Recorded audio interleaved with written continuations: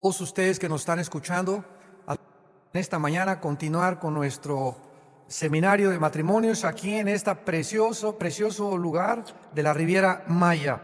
Oí que hay dos lugares en el mundo que son incomparables, que son la Riviera Maya y Hawái. Yo no sé a quién más le van ustedes. Acabo de platicar en la mañana con varios de ustedes que estuvieron en Maui, que estuvieron ahí en Hawái, y me dicen que ni siquiera se compara Hawái con la Riviera Maya, que hay más atracciones acá, hay más naturaleza, hay más libertad también. Dicen que también hay más libertad para emborracharse aquí. Que no, ahí no usen esa comparación, ¿verdad? Porque pues allá llegas a Estados Unidos y ahí sí acabas en prisión. Pero le damos gracias a Dios de estar en este lugar maravilloso. Y abran sus Biblias, por favor, los que la trajeron, en el capítulo 2 del libro del Génesis. Y hemos tratado desde ayer de poder regresar al principio. Hace algún tiempo venía un señor manejando un carro, allá por 1904, 1905, a principios del siglo XX, y se le descompuso. Y este muchacho se bajó del coche y le levantó el cofre y comenzó a meter las manos en el cofre y se llenó de aceite hasta por acá y por allá. Y ya tenía como media hora ahí tratando de arreglar el motor y no podía. En eso otro carro se acercó, un Ford modelo T, de esos que comenzaban a correr a 20, 25 kilómetros por hora, y un señor elegantemente vestido se bajó y le dijo: joven, ¿qué le pasa a su carro? No, pues fíjese que tengo aquí una hora tratando de arreglar los cables y no arranca. Y le dijo el señor elegantemente vestido: ¿me permite ayudarlo? Claro que sí, yo no he podido hacer nada. Entonces el señor elegantemente vestido se quitó el saco, se arremangó las mangas y conectó dos cables y el motor echó a andar. Y entonces el joven sorprendido le preguntó y le dijo: oiga, ¿cómo es posible que usted acaba de llegar y en 30 segundos me arregló mi coche? Y el señor elegantemente vestido le contestó y le dijo: yo soy Henry Ford, yo hice el coche. Y así estamos nosotros, los matrimonios, tratando de arreglar, buscando ayuda con la doctora Corazón, con astrólogos, con muchos psicólogos, ¿verdad? Etcétera, etcétera, para que podamos nosotros entender por qué hay esta guerra de sexos. ¿Cómo es posible que las estadísticas de divorcio hayan aumentado alarmantemente? ¿Cómo es posible que el matrimonio esté redefiniéndose y ya poder decir que un hombre con un hombre, una mujer con una mujer, como les mencioné ayer, se está tratando ya en Estados Unidos, que en marzo, mayo o abril del año que entra comiencen a discutirse las leyes de la pederastia? Cuando hay hombres que están ahorita, hay una asociación de pederastas que están diciendo: bueno, nosotros no tenemos atracción por los hombres ni por las mujeres, nos atraen los niños. Y acaban de decir que si un hombre con un hombre se atraen es porque es el amor. Y están poniendo como pretexto el amor, que el amor tiene diferentes facetas. Y ellos, usando esto, lo alegan: nosotros sentimos amor por los niños. Bueno, eso no es amor, ¿verdad? Eso es depravación. Bueno, es increíble que lo traten de legislar el año que entra. Llegaríamos ya, ahora sí, ¿verdad?, a la corrupción total, que Sodoma y Gomorra parecerían Pinocho comparado con nosotros. Entonces, este es el mundo en que estamos viviendo. Y tenemos que hizo el matrimonio para poder arreglar los problemas del matrimonio y entender que esta guerra de sexos que se levantó en el siglo XX con un movimiento que se llamó el Movimiento para la Liberación de la Mujer, que comenzó o inició el movimiento feminista en Estados Unidos. ¿Por qué este grupo de mujeres se levantaron? Porque los hombres eran demasiado machos y abusaron de las mujeres, demasiado autoritarismo, comenzaron a rebajarlas, a suprimirlas, y dijeron las mujeres: basta, hasta aquí llegamos, vamos a tener que hacer algo. Pero se levantó este movimiento y se fueron al extremo. ¿Por qué? Porque fue un movimiento no promovido por el Espíritu de Dios, sino por la amargura y el odio en contra del control y la conducta de los hombres. Y al mismo tiempo, ¿verdad?, pues los hombres, a través de muchos siglos, no comprendiendo ni entendiendo cuál es nuestra responsabilidad en el hogar, han abusado a la mujer y la han convertido en esclava, en sirvienta, en objetos sexuales. Todos estos concursos de belleza, Miss Belleza Latina, Miss Universo, son puros concursos de carne nada más, donde a las mujeres las exponen, ¿verdad?, en trajes de baño, en bikinis, para que los hombres puedan darse, ahora sí, como decimos, tacos de ojo. Así que es triste que la mujer sea expuesta como un objeto nada más de satisfacción sexual. Tómala y déjala. Entonces, esta complicada situación ha dado lugar en que las mujeres digan, pues ya no me quiero dejar. Y es más fácil huir por el divorcio, creyendo que van a encontrar el hombre perfecto o viceversa. Y así tenemos artistas, ¿verdad? Como Elizabeth Taylor, el siglo pasado, que se casó más de 8 veces, tratando de buscar el hombre perfecto o uno que no fuera macho. La mujer samaritana, Juan capítulo 4, cuando Jesús la encontró, llevaba 5 maridos y con el que vivía, la chulis, no era su marido. Era un amante. Y Cristo no la condenó, porque ella estaba harta también buscando la felicidad fuera de Dios y creyendo que vamos a encontrar en un hombre o en una mujer la felicidad. Cualquiera de los seres humanos en este mundo que crea que el dinero o una mujer o con otro hombre o con un mejor carro vamos a encontrar lo que llena el corazón, vives un engaño, porque es solo Dios el que puede llenar las íntimas más fibras de nuestra alma y los deseos más profundos de nuestro corazón. Vimos en el capítulo 1 del Génesis, de una forma breve, que se describe la creación del universo en 6 días.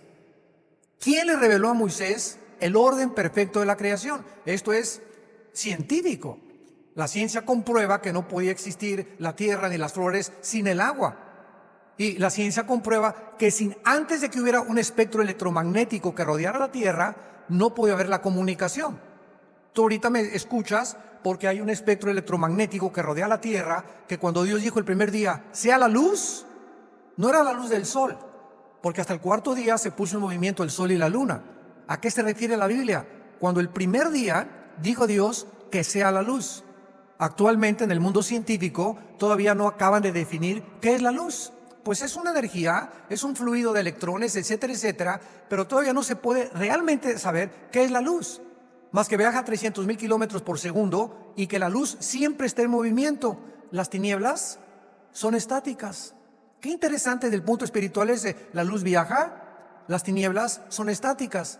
Cuando te encuentras en la luz, continúas con trabajo y tu misión en la vida progresando hacia adelante. Toda persona que Jesucristo dijo, el que en mí cree tendrá la luz, vamos hacia adelante.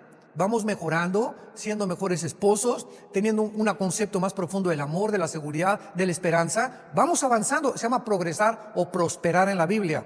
No solamente económicamente, sino emocionalmente. Pero la persona que no está en la luz está estancado, está estancada. Te quedas no avanzas, ya han pasado 10 años de tu vida y sigues igual de amargada, igual de amargado, echándole la culpa a las personas sin entender nunca el plan de Dios para tu vida. Entonces, qué interesante que la Biblia nos muestre que para que el mundo existiera, primero tenía que existir la energía, el espectro electromagnético que rodea la Tierra.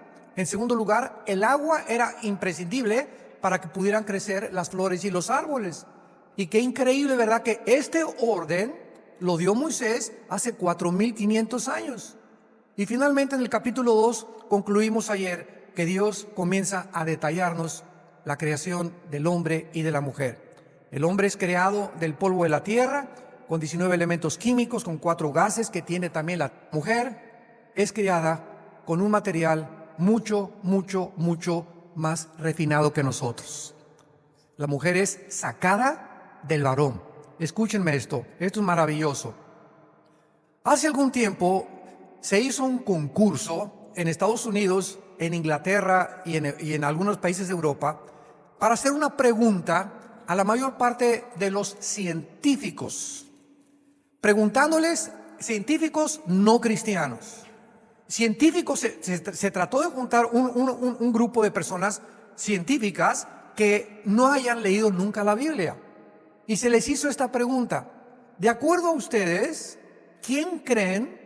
Fueron genetistas, fueron biólogos, fueron químicos, astrofísicos, fueron personas, de todo el ámbito y las disciplinas científicas. Y se les hizo esta pregunta: ¿quién creen de ustedes que fue primero, el hombre o la mujer? Y comenzaron todos a voltearse. Uno se paró y dijo en inglés, pues todos tenemos una mamá. No hay un ser humano en el mundo entero que haya nacido de un hombre. Todos tenemos una mamá. Y así fueron recorriendo varios países y concluyeron que el 95% de los científicos llegó a la conclusión de que era una mujer la primera que había traído a toda la raza humana, porque sin las mujeres no puede haber ningún ser humano. Ellas son las que nos traen a la vida, desde luego a través del varón, ¿verdad? Sin embargo, la Biblia nos dice lo contrario. Y la Biblia nos muestra que no fue la mujer primero, sino fue primero el varón. Y lo más interesante de esto es que hasta que se descubrió el ADN y en 1860, fíjense lo que le estoy diciendo, qué increíble la Biblia, que se descubrió que fue el hombre primero, pero ¿por qué? ¿Y por qué razón tampoco nadie pudo decir por qué José no tuvo relaciones con la Virgen María? ¿Por qué tenía que la Virgen parir a un hombre sin que interviniera el varón? Bueno, comenzó la genética a desarrollarse y la Biblia se adelantó como siempre. Resulta que la genética descubrió que el varón tiene 2 cromosomas, X y Y. Y las mujeres tienen 2 cromosomas XX. Entonces, lo que define el género masculino es el cromosoma Y de los varones. Todos los varones que nos escuchan y que estamos aquí presentes tenemos el cromosoma Y. Las mujeres no tienen ese cromosoma. Cuando yo nací y tú como varón naciste, el esperma de mi padre, ¿verdad?, ovuló, fertilizó el óvulo de mi madre, y el esperma que fertilizó el óvulo de mi madre para que yo naciera varón y tú nacieras varón fue el cromosoma Y. Pero si el esperma de mi padre hubiera tenido un cromosoma X para que fertilizara el óvulo de mi madre, entonces hubiera sido o eres mujer. Entonces, en conclusión, lo que determina el género son los cromosomas X o Y. Muy bien. Cuando Dios dice al varón, versículo 21 del capítulo 2 del Génesis, que lo puso a dormir, la primera cirugía anestésica, o la primera cirugía sin anestesia, hizo caer sueño profundo sobre Adán. Y mientras éste dormía, tomó una de sus costillas y cerró la carne en su lugar. La palabra costilla es la palabra hebrea Tselá, con T de tío y S de Samuel. Tetzlá se pronuncia, Tselá. Muy bien, la costilla es un hueso. Y dentro de la médula de los huesos se produce la sangre. ¿Correcto? Muy bien, entonces Dios toma la costilla o la parte donde se produce la sangre y de ahí forma a una mujer. Ahora, el hombre tenía X, Y. Si Dios hubiera sacado al hombre de la mujer, el hombre hubiera sido, o la raza humana, una raza híbrida. Entonces Dios tenía que sacar del material genético del hombre y formar a la mujer. Y cuando José no pudo meterse con María en sus relaciones sexuales, es porque, ayer lo vimos, desde que el hombre se rebeló contra Dios, somos espíritu, tenemos un alma y vivimos dentro de un cuerpo. El cuerpo es el envase nada más, es la botella donde está el alma y el espíritu. El hombre murió, se separó de Dios porque el pecado nos separa de Dios.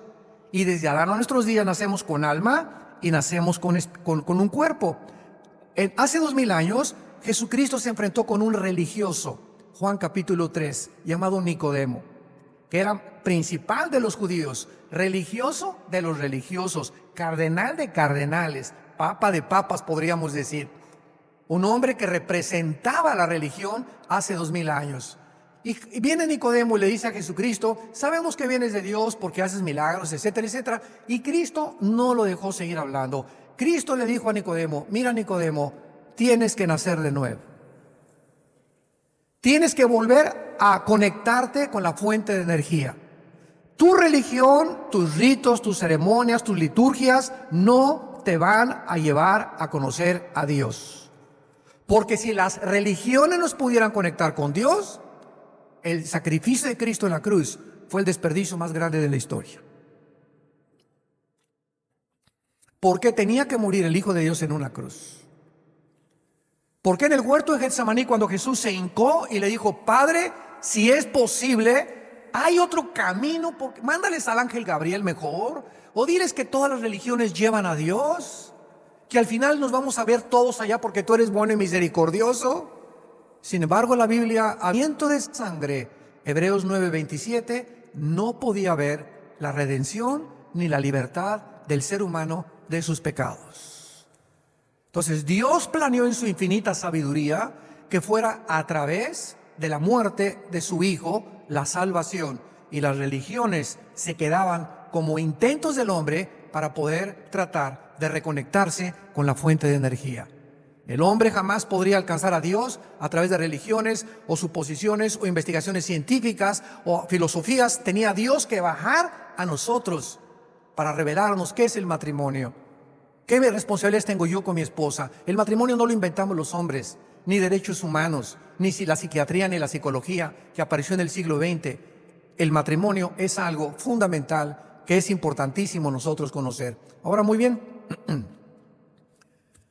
Hace algún tiempo encontré algunos ateos que me decían, bueno, señor Alducin, ¿yo qué culpa tengo de que desde Adán hasta nuestros días el cromosoma Y infecte a mi esposa? ¿Qué culpa tengo yo de haber heredado un pecado que cometieron, supuestamente, dice la Biblia, una primer pareja hasta nuestros días? Yo no tengo la culpa de eso. Y Dios, sabiendo que la argumentación de nosotros y la terquedad y la soberbia de nosotros nos iba a llevar a hacer estas preguntas, ¿yo qué culpa tengo? Hay respuestas en la Biblia. Entonces, ¿sabes lo que hizo Dios? Tú no tienes ninguna culpa, y para que no creas que yo te estoy culpando de algo injustamente, yo voy a llevar tu pecado.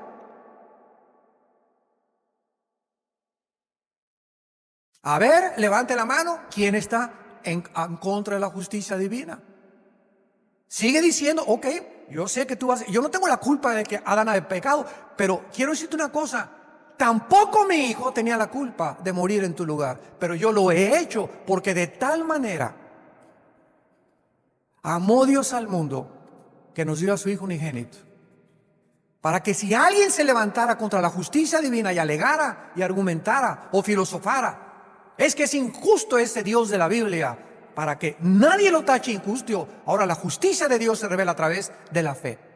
Y por la fe el justo vivirá. Entonces, Él toma tus pecados y mis pecados en la cruz. El justo por los injustos, hecho más sublime que los cielos, el Hijo de Dios, paga en nuestro lugar lo que nosotros deberíamos de pagar, para que comprendiésemos cuánto nos ama Dios. Ya no hay nadie. Dios calla la boca a cualquier persona, por más inteligente que sea o que quiera argumentar en contra de Él. Y Él lleva la culpa de todos nosotros. Entonces, esta es la razón por la cual la Biblia nos muestra que Dios de una costilla saca a la mujer para formar del material genético del hombre a la mujer. José no podía tener relaciones con la Virgen María porque su cromosoma Y viene infectado con el pecado desde el tiempo de Adán. La mujer es la receptora, el hombre lleva la semilla. La semilla es el esperma y se tradujo en la Biblia semilla, linaje o descendencia.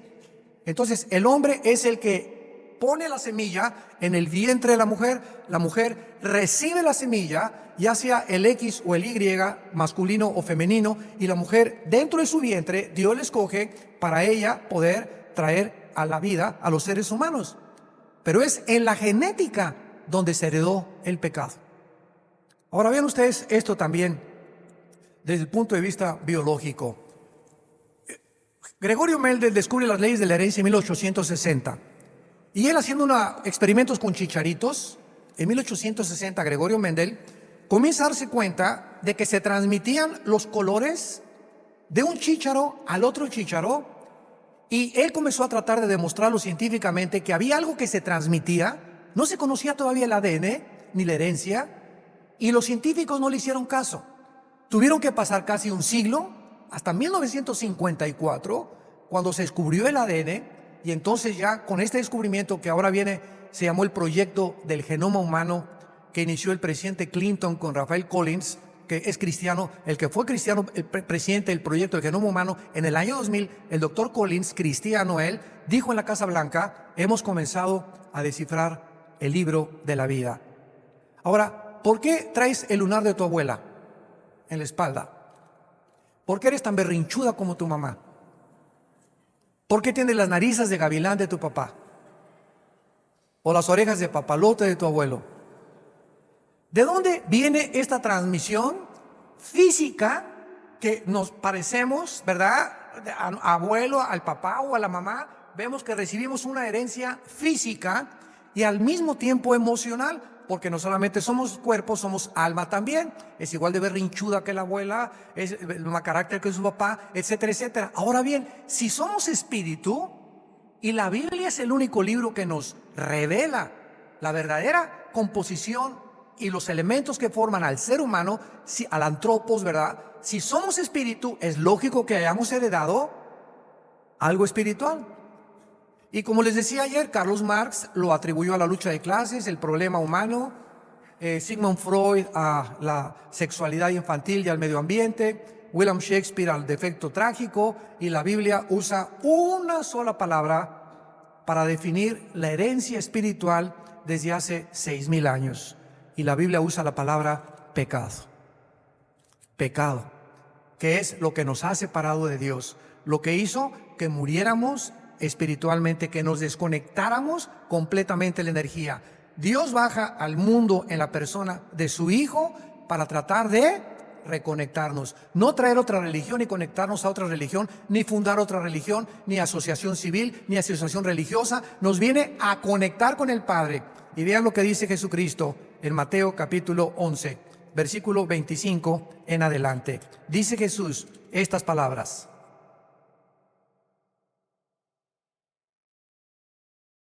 Mateo capítulo 11, versículo 25 en adelante. En aquel tiempo respondió Jesús: Te alabo, Padre, Señor del cielo y de la tierra, porque escondiste estas cosas de los sabios y de los entendidos y las revelaste a los niños. Sí, Padre, porque así te agradó. Todas las cosas me fueron entregadas por mi Padre, y nadie conoce al Hijo sino el Padre, ni al Padre conoce alguno sino el Hijo, y aquel a quien el Hijo lo quiera revelar.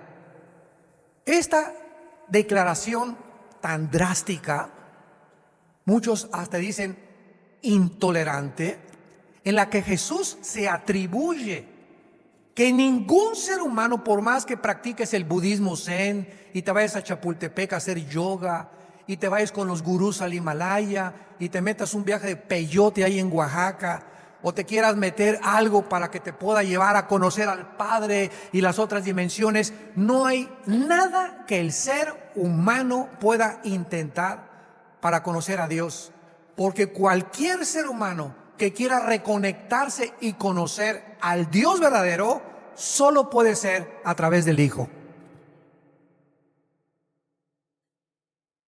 Cualquier persona que trate de buscar a Dios por cualquier otro medio es un Dios desconocido. Es un Dios que te va a engañar, porque es el Hijo el que mandó Jesús, el que cuando estaba siendo bautizado en el río Jordán por Juan el Bautista, oyó una voz que dijo: Este es mi Hijo, bien amado, en él tengo mi complacencia, a él oíd. No a Buda, no a Zoroastro, no al gurú Maharaji, no a los astrólogos, a él oíd. Él es el que yo he mandado para que lo escuches. Y Jesús ante Pilato, antes de ser crucificado, Pilato se acercó con él y le dijo: ¿qué es la verdad? Y Jesús dijo: yo he venido al mundo para dar testimonio de la verdad. Todo aquel que es de la verdad oye mi voz, porque yo soy el camino, la verdad y la vida. Entonces, qué increíble radicalismo. Y esta es la razón por la cual mucha gente dice: es que Jesús vencido la muerte a los 3 días. Si Jesús se hubiera quedado en la tumba, hubiera sido un gran maestro de moral, como lo clasifican, como Demóstenes de retórica y oratoria, como a Mahatma Gandhi, como a Gautama Buda, como los grandes hombres religiosos, como Zoroastro, como Confucio. Pero Jesús no fue un hombre como ellos. Él era Dios en la carne. Y la encarnación de Dios en el vientre de María tenía que ser, y hace 2000 años nace virginalmente, porque el pecado está en el cromosoma Y que transmitimos los varones a las mujeres. No significa que las mujeres no sean pecadoras, pero el hombre es el transmisor. ¿Se acuerdan ustedes quién pecó primero, Adán y Eva? ¿Perdón? Eva, ¿verdad? Miren, conocen la Biblia. Ahora bien, ¿por qué dice Romanos 5:12 que fue el hombre? Porque Romanos 5:12 dice, el pecado entró al mundo por un hombre, y por el hombre entró la muerte, por lo cual la muerte pasó a todos los hombres por cuanto todos pecamos. A ver, Pablo, aquí te equivocaste. Allá en Génesis dice que fue la mujer, y aquí tú estás diciendo que fue el hombre. Vean ustedes la profundidad de la revelación de la palabra de Dios. Vamos otra vez a verlo. El pecado entró, o sea, en el griego es se transmitió. Se transmite. Si hubiera nada más 20 mujeres en el mundo y no hubiera ningún hombre, entre ellas se acaban destruyendo. Síganme bien. Les voy a decir por qué. Simplemente se acabaría destruyendo, o sea, el pecado ya no se propagaría porque ya no se puede propagar, porque ¿quién es el que lo propaga? El varón. Cada vez que un hombre tiene relaciones y nace un niño, nace un hombre pecador o una mujer pecadora. Pero como las mujeres también tienen pecado, entonces, ¿verdad? Al no haber hombres, acabarían destruyéndose porque el mal no puede subsistir por el mal por sí mismo. El mal se acaba autodestruyendo. ¿Sabían eso? Sígame con cuidado. El mal tiene dos enemigos: el mismo mal y el bien. Una banda de delincuentes, un grupo de guerrilleros, alguien que es malo, si el bien, la justicia, no los acaba o no los encarcela, entre ellos se acaban destruyendo. Pero el bien solo tiene un enemigo, que es el mal. Y como dijo hace algunos siglos el gran astrofísico cristiano Blaise Pascal e Isaac Newton, que los dos eran cristianos. Blaise Pascal tuvo un debate con un ateo, y el ateo le dijo: no, señor Pascal, mire usted, yo no creo en que después de la muerte, ¿verdad?, haya resurrección. Para mí la muerte acabó todo y el polvo todo. Pascal le contestó y le dijo: bueno, usted entonces no va a poder tener ninguna moral jamás, porque si no hay un castigo después de la muerte y si la muerte acaba todo, vivamos, comamos, divirtámonos, porque mañana moriremos. Y además le dijo Pascal al ateo lo siguiente: mire, señor ateo, si usted tiene la razón, y entonces Pascal le contestó: pero si Jesucristo tenía razón y hay un juicio después de la vida y Él pagó por nuestros pecados en una cruz, ¿qué amolada se va a llevar usted? Así que ya sea que usted tenga razón o que yo no tenga razón, yo salgo ganando. ¿Por qué? Porque si usted tiene razón, yo no pierdo nada. Pero si Cristo tiene razón, usted va a ser el amolado. Prefiero estar del lado de Jesús. Esto es siguiendo una línea de lógica elemental. Muy bien, regresamos a Génesis 2. Y toda esta argumentación y toda esta forma de filosofar o de poder traer la verdad, porque es la verdad la que el hombre ha traído, dice en el versículo 24 que entonces dejará el hombre a su padre y a su madre. Perdón, esto está muy bueno. Dios saca de la costilla a la mujer, ¿correcto? Y vean ustedes nada más el grito de Adán, porque antes del centro de sus huesos, de la médula de sus huesos, Dios le trajo a las changas, a las jirafas, a las conejas, a las elefantas. Y entonces Adán estuvo buscando y estuvo recorriendo todos los animales, y él fue el que le dio el nombre a los animales, Adán. Y después de que recorrió todos los animales, dijo: no encuentro ayuda idónea para mí. Dios quería, antes de traer a la mujer, ni en mi perro Fido, ni en tu suegra, ni en tu mamá, ni en tus hermanas, la ayuda que el hombre tiene para la mujer y la mujer para el hombre. Nos necesitamos porque es el diseño de Dios. Y el diablo está enojadísimo de que tú tengas una esposa y que yo tenga una esposa, que tengas un esposo y que tengamos esposos. ¿Por qué? Porque si el diablo divide el matrimonio, él gana. Y esa es la guerra y es la pelea de los siglos. La pelea por el matrimonio, por la base y el fundamento de la sociedad. Y entonces dice el versículo 23, cuando aparece Eva, imagínense a Eva, la mujer más bella de toda la historia. Y Adán, el galán de galanes. Rambo se quedaba chiquito con Adán. Dijo entonces Adán, versículo 23, esto es ahora hueso de mis huesos. Y vean ustedes que es Adán el que le pone el nombre a la mujer. Y le dice, esta será llamada Isha, I-S-H-A en el hebreo. Isha, que se tradujo varona, porque del Ish o del varón fue tomada. Entonces cuando Adán ve a Eva, pega un grito, ¿verdad? En la construcción original hebrea dijo entonces Adán, ¡yupi! Alabado sea el Señor. Gloria a Dios, alabío, alabado, alabín, bomba. Esto es precisamente lo que yo necesito. Esta es la compañera que yo necesito. Ella sí se va a poder complementar conmigo. Vamos a hacer ahora sí lo que yo necesito. Vamos a hacer uno delante de Dios. Y el versículo 24, con 3 palabras, simplifica Dios el matrimonio. El matrimonio, en primer lugar, es lo siguiente: abandonar la familia anterior. Cuando nos casamos, antes teníamos aquí mi papá, mi mamá, mi perico, mi perro Fido, cuñados, hermanos, y entonces aparece la mujer que Dios trae a mi vida, y en ese momento me uno con ella delante de Dios. Adiós papá, adiós hermanos, adiós perro, adiós perico, adiós todos. De aquí en adelante es una nueva familia la que vamos a formar. Y si es una nueva familia, no me traigo a nadie de la familia anterior. Qué interesante que en América Latina se descubrió que el 45% de los divorcios se deben a terceras personas viviendo en el hogar. Que se quiere traer al cuñado, hasta la suegra, la luna de miel se la llevan. Imagínense nada más, ¿no? Pobre marido. Entonces Dios diseñó para que en la nueva familia supiéramos eso. Ahora muy bien, dice en Efesios 6:1, honra a tu padre y a tu madre, porque es el primer mandamiento con promesa. El hecho que yo me una a mi esposa no significa que ya no voy a hacerle caso a mi papá. Al contrario, toda la vida los vamos a honrar y toda la vida los vamos a necesitar como consejeros. Pero escuchen esto muy bien. La Biblia dice que en el momento que me caso, mi prioridad es Dios y mi segunda prioridad es mi esposa.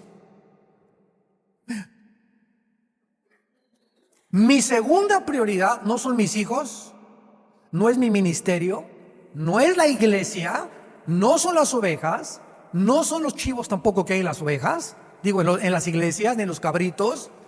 Mi segunda prioridad no son mis padres, es mi esposa.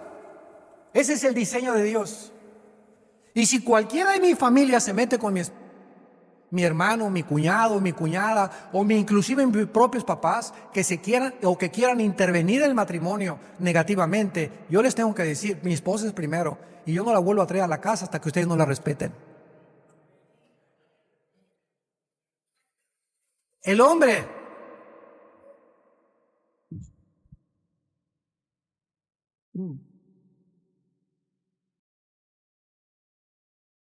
el varón que viole esto, lo único que hace es amargar a su esposa, frustrar a su esposa, porque la esposa fue creada para recibir.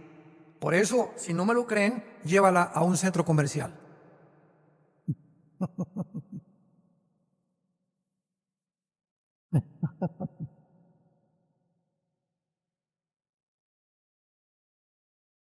La mujer puede tener 30 pares de zapatos y puede tener, y como dijo don Teofilito, y hasta el infinito. Puede tener 31 y 32 y 34, porque así fue creada para recibir. Por eso el mejor consejo que les doy yo, ¿verdad? A mí me ha funcionado cuando vemos a la esposa que está deprimida y eso, llévala al shopping. Se les quita, pero en media hora. Garantizado. Muy bien. Ahora vemos entonces en el capítulo 3, rápidamente, en el capítulo 3, bueno, antes el versículo 25, veamos el último retrato, el último cuadro que el Espíritu Santo nos describe a la pareja perfecta antes del pecado.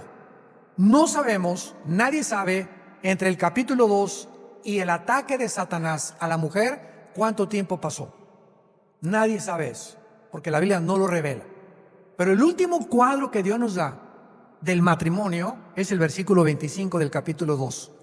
Y estaban ambos desnudos, Adán y su mujer, y no se bosh en el hebreo, no se intimidaban, no tenían temor el uno del otro, no se avergonzaban el uno del otro. Estaban viviendo en un completo estado de inocencia.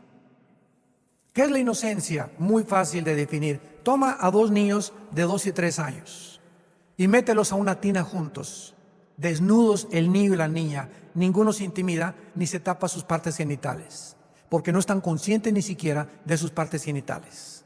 Pero mete a un niño de 5 o 6 años y una niña de 5 o 6 años y lo primero que hacen es taparse ya. Y a los 4 o 5 años de edad se comienza a perder la inocencia.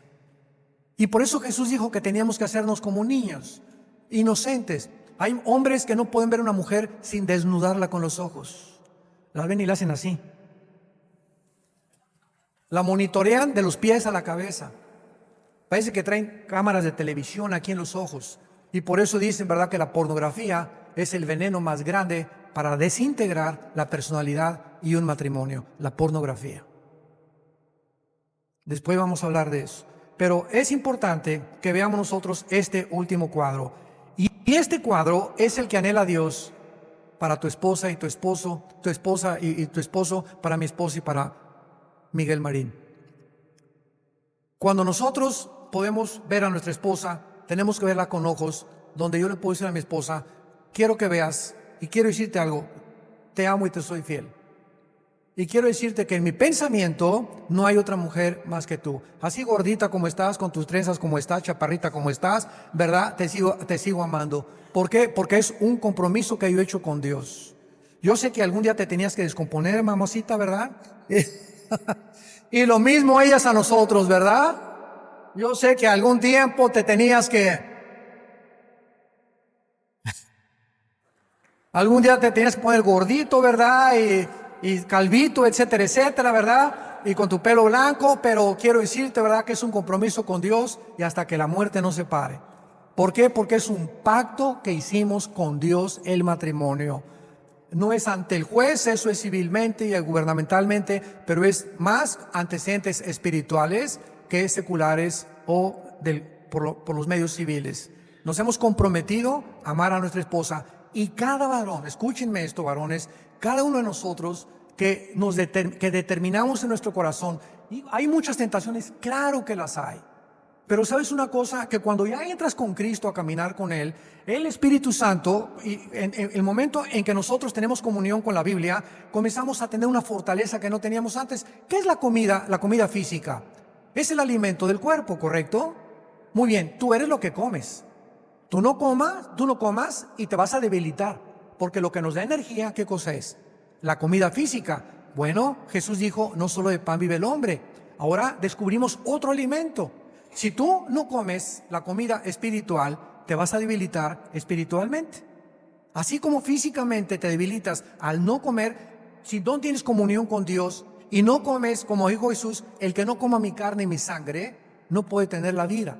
Entonces, lo atribuyeron al canibalismo en los tiempos de Cristo. Este hombre es un caníbal. No, él no estaba hablando de eso, no lo entendían espiritualmente. Y así es en el mundo espiritual. Ahora necesitamos comer esto y esta es nuestra energía, entendámoslo. De día y de noche, de día y de noche, de día y de noche. Tengo que venir a la Biblia. Tengo que leerla, meditarla, ponderarla, reflexionarla, memorizarla. Memorizar 2, 4, 6 versículos diarios. Mientras más la memorizo, mi cerebro se expande más y se expande más mi inteligencia, mi sabiduría, mi comprensión del mundo, del universo, del mundo, de las naciones. Mientras más conocemos a Dios, la verdad es infinita. La verdad es infinita. Entonces tenemos que entender eso. Para poder sostenernos con las tentaciones y las mujeres, necesitamos vivir cerca de Cristo. Para que el momento que enfrentemos la tentación, tengamos ahora sí que la protección interna, el blindaje espiritual para poder decirle a la tentación, no lo hago. Es una tontería.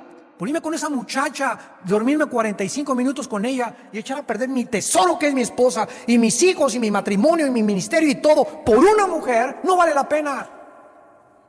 No vale la pena. Pero la Biblia dice que el hombre es ciego y que sus pasiones lo gobiernan porque no tenemos la fuerza para dominar esas pasiones. Y es por eso que hay tanto adulterio, tanta pornografía y tanta fornicación en el mundo. Porque el hombre es exactamente como los animales. No es guiado por su razón, es guiado por sus pasiones y su lascivia. Nuevo hombre.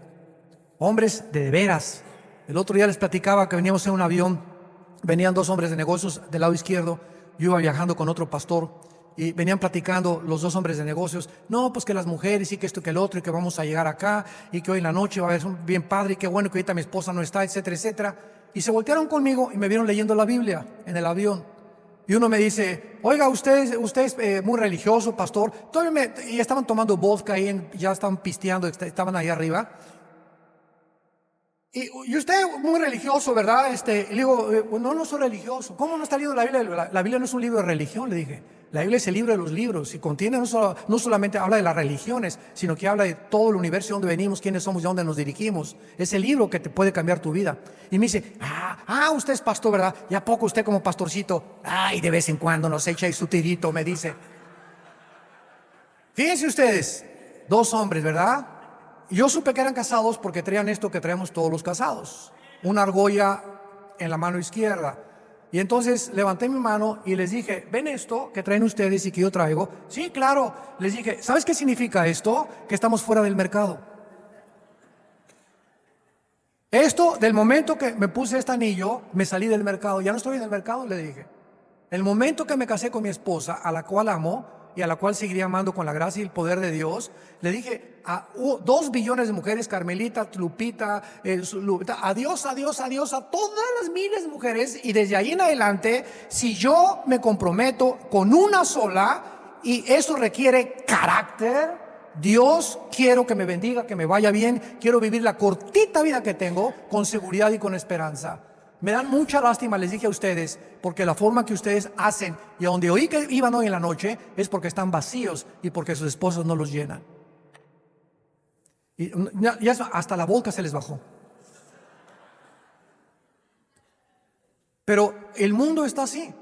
¿Pero por qué hacen eso, verdad? Porque no conocen el matrimonio, tus amigos, tus compadres, los maestros de escuela, todos, ¿verdad? Porque cuando la ignorancia prevalece, no podemos tener dirección.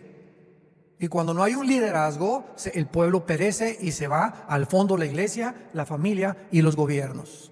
Y ese vacío espiritual, muchas veces en los matrimonios, falta del hombre. ¿Y qué hacen las mujeres? Toman el liderazgo. El matrimonio se convierte en un matriarcado. Y cuando hay un matriarcado, escúchenme esto, cuando hay un matriarcado, hay una maldición muy grande de Dios.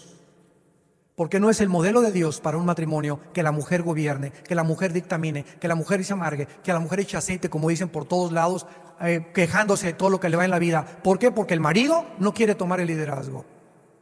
Ahora, cuando el marido abandona el liderazgo y la mujer lo tiene que tomar a fuerza, porque no hay otra alternativa, Dios la bendice. Y es como la iglesia. Me preguntan, ¿por qué hay pastoras? No es la voluntad de Dios que las iglesias sean manejadas por pastoras. Dios permite que haya pastoras porque ¿dónde están los hombres? Y Jesús dijo, si no hay hombres, hasta las rocas me pueden alabar. Entonces Dios, no es la voluntad de Dios, pero Dios, ¿por qué hay divorcio? Que Dios dice que abomina el divorcio. ¿Por qué permitió Dios el divorcio a Moisés? Y le dijo, Moisés, te doy carta y permite el divorcio en el pueblo de Israel. No es mi voluntad, pero sabes una cosa, hay tanta dureza en muchos matrimonios que si no se divorcian, se destruyen el uno al otro. Se acaban destruyendo como dos animales, el uno contra el otro, y arruinan los hijos. Y yo quiero decirte que los hijos son mi prioridad y donde tengo mis ojos, porque anhelo, dice Malaquías 2:15, descendencia y semilla. Y por eso permite Dios el divorcio. Y por eso lo sigue permitiendo, por la dureza del corazón humano. Y es a donde ninguno de nosotros queremos llegar, engañados por el ser humano y a nuestro alrededor. En el capítulo 3 vemos que alguien entra en el huerto del Edén. Esto es importante. ¿Hasta dónde llegaba el huerto del Edén? ¿El huerto del Edén era toda la tierra? ¿O era un pequeño lugar geográfico nada más? Era un lugar muy, muy pequeño geográfico. Y en ese lugar geográfico, el huerto del Edén, dice la Biblia que se encontraba geográficamente donde está ahorita Irak y Siria, junto al río Éufrates. El río Éufrates nace en Turquía y desemboca en el Golfo Pérsico. Y es tiene un largo como de 3.000 kilómetros el río Éufrates. Y la Biblia ubica en el capítulo 2, versículo 11 y 12, la ubicación geográfica del huerto del Edén. Ahí nació la civilización. Y es interesante que entre Siria e Irak, la Biblia dice que terminará la civilización en el libro del Apocalipsis. Donde comenzó la humanidad, en el Medio Oriente, ahorita regresa la humanidad al Medio Oriente y ahorita en el siglo XXI. En octubre del año 2016, con toda la tecnología y con todos los avances científicos, ahí ahorita, entre Siria e Irak, es una olla hirviendo. Es una olla hirviendo el Medio Oriente. Y la guerra civil en Siria, donde el grupo de ISIS quiere quitar la frontera y hacer la antigua Mesopotamia para que se una todo el Medio Oriente bajo el califato y el poder del Islam, es exactamente donde dijo la Biblia que iba a terminar la humanidad. Y las próximas guerras van a ser ahí precisamente.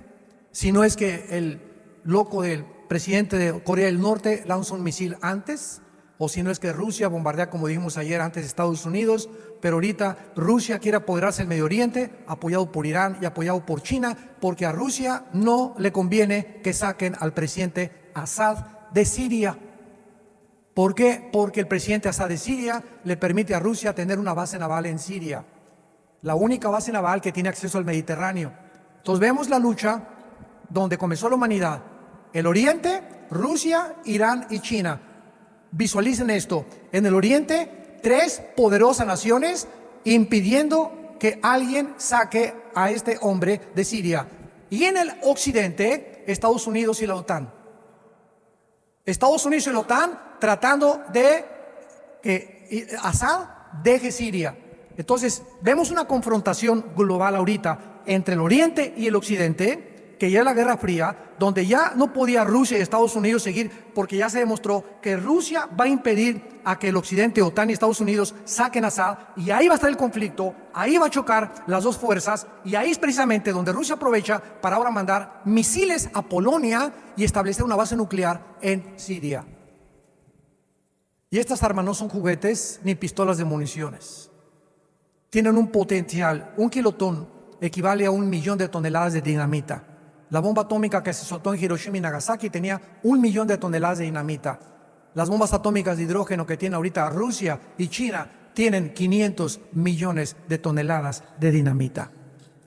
Un solo misil que lance un submarino en el Atlántico, Polaris o Kursk, que son los rusos, que está apuntando, ahorita hay 7 submarinos en el Atlántico apuntando a Washington, a Nueva York, al este de Estados Unidos. Y en el lado Pacífico, cerca de Hawái, hay también submarinos permitidos por China en ese mar apuntando a Estados Unidos. En cualquier momento en que el presidente Obama tiene un portafolio con un código donde él tiene que apuntar un botón rojo en la computadora, que nada más él sabe, a donde quiera que baje el presidente de Estados Unidos, lleve ese portafolio, y el momento en que lancen un misil, le hablan al presidente Obama: escuchen esto, y el presidente Obama el presidente de Estados Unidos tiene 23 minutos, que es lo que tarda en abrir el portafolio, meter el código, apretar el botón para alertar a los portaaviones de las bases navales de Estados Unidos que tienen en el Medio Oriente y en el Atlántico, en el Pacífico, y a la Fuerza Aérea tiene 23 minutos para que puedan responder y localizar de dónde vienen las bombas. Escuchen esto, pero los misiles que tiene ahorita Rusia tardan 18 minutos en llegar a Estados Unidos. ¿Saben qué quiero decirles con esto, damas y caballeros? Que Estados Unidos es una mentira que tenga una base de protección o un paraguas contra los misiles. Ya lo superó Rusia al 3-1. En ese estado nos encontramos. Y el mundo, jajaja, jijiji, jojojo, queriendo hacer dinero, preocupándose por tonterías, la gente amargada, la gente frustrada, inconforme con todo lo que le está pasando en el mundo, y no entendemos que como en los días de Noé será la venida del Hijo del Hombre. Se casaban y bebían y tomaban. ¿Qué tiene de malo en eso? A mí me sorprendió ver un día, al analizar la Biblia en Mateo 24, que dijera Cristo, en el tiempo de Noé bebían, se casaban y comían. ¿Y qué es pecado eso? No, no es pecado eso. Pero más adelante dice, y no entendieron.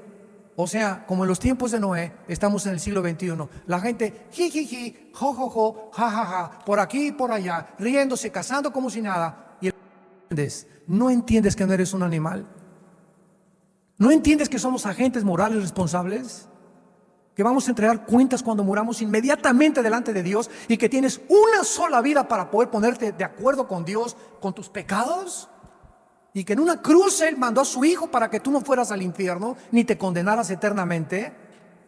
Tú puedes en esta mañana, y los que nos oyen, reírte lo que quieras, ríete lo que quieras, mastica el chicle como tú quieras, pero Dios ha establecido juzgar a los seres humanos.